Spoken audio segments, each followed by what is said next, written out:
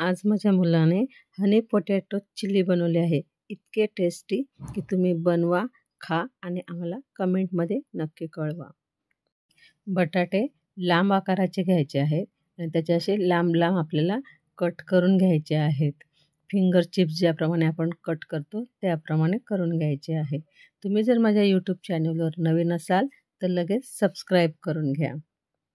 बटाटे तुम्ही कितीही घेऊ शकता.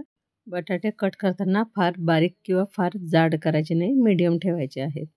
गॅसवर एक पॅन ठेवून घेतलेला आहे. त्यात आपण पाणी घेतलेलं आहे. पाण्यामध्ये मीठ टाकून घेतलेलं आहे. पाणी आपल्याला इतकं घ्यायचं आहे की आपले बटाटे पूर्ण पाण्यात बुडाले पाहिजे. बटाटे 50% शिजवायचे आहे. आता बटाटे आपण पाण्यातनं काढून घेतलेले आहे आणि त्याला कॉर्नफ्लॉवरने कोटिंग करून घेणार आहोत. बघा आता मी वरून कॉर्नफ्लॉवर घालून घेतलेलं आहे आणि त्याला असं वर खाली करून कोटिंग करून घ्यायची आहे. छान प्रकारे कोट झालं पाहिजे. गॅसवर कढई ठेवून घेतलेली आहे.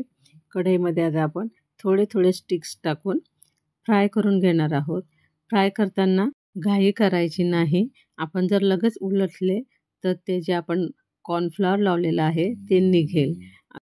उलटताना घाई करायची नाही आणि गोल्डन कलर येईपर्यंत तळून घ्यायचे आहेत. आवाज बघा, एकदम क्रिस्पी असे आपले जे स्टिक्स आहेत त्यात तळून झालेले आहेत. एक कांदा घेतलेला आहे. कांदा आता आपण एकदम बारीक असा चॉप करून घेणार आहोत.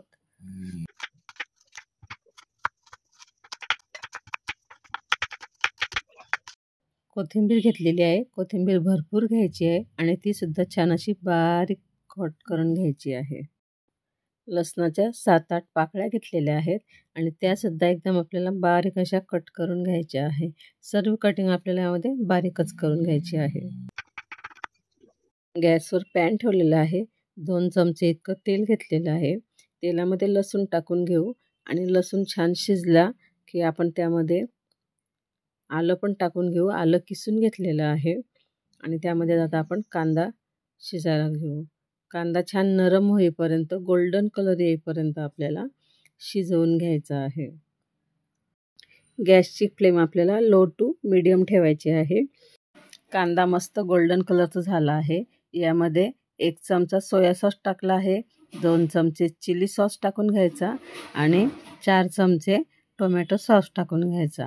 मिश्रण चांगलं एकजीव करून घ्यायचं आहे आपल्याला.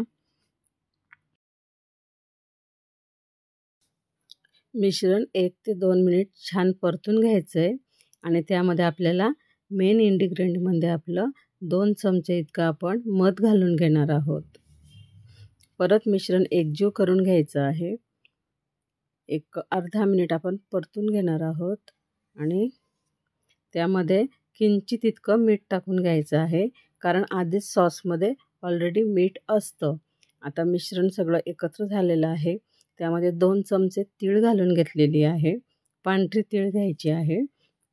परत सर्व मिश्रण एकजीव झाल्यावरती आपण जे स्टिक्स तळून घेतले आहे बटाट्याच्या, त्या मिश्रणमध्ये छान असं मिक्स करून घ्यायचं आहे. सर्व जो आपला मसाला आहे तो आपल्या बटाट्याला लागला पाहिजे.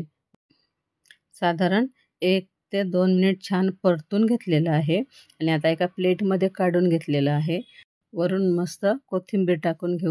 व्हिडिओ जर आवडला असेल तर प्लीज लाईक, शेअर, सबस्क्राईब करा. सोबत जे बेल आयकॉन दिलं आहे तिथेही प्रेस करायला विसरू नका आणि परत भेटू आपण नवीन व्हिडिओसोबत. धन्यवाद.